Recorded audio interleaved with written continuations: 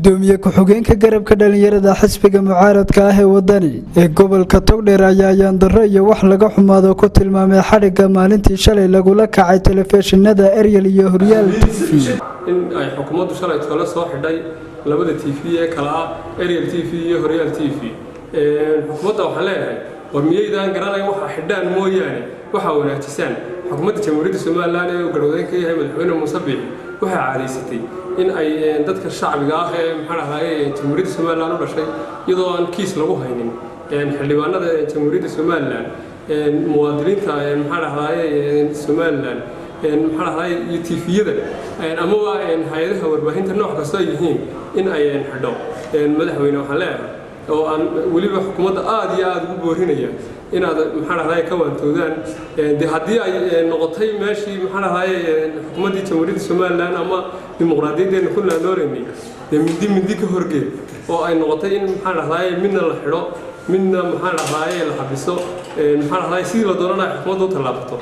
sharcigii iyo kala dambeyntii Jamhuuriyadda Somaliland ay ku heshiisay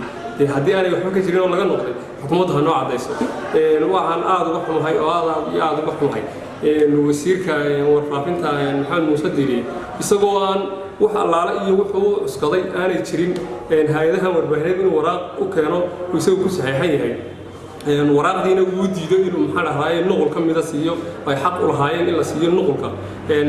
wixii lagu soo eedeeyay wadarkiisa xalay tole mas'uuliyiinta labadan TV iyagoo ka hadlaya arrinka wax allaala iyo wax loo soo cuskaday iyo wax allaala iyo wax loo sheegay oo aynu shalay tole arkaynay haba yaraatee ma jirto waxaan leeyahay xukuumadda madaxweyne Muuse Biixi garwadeen ka yahay shalay baynu dulmi diideynay shalay baynu dulmi ka cararaynay haddii maanta dulmigii aynu shalay tole ka cararaynay aynu maanta inagu samayno madaxweyne 28 sanadood Jamhuuriyadda Somaliland jirtay waxaan u arkaa inay tahay hal bacaad lagu dhisay madaxweyne ka waantooba shaqolka askarta haddii ay doonaysaan wax walba in xandaraabtaan oo waxna ay daan furina noo sheego shacbiga soo bayaamiye Cabdiqani Cabdullaahi Maxamuud Cabdiqani baafo wararka telefishinka Royal TV magaalada Burco.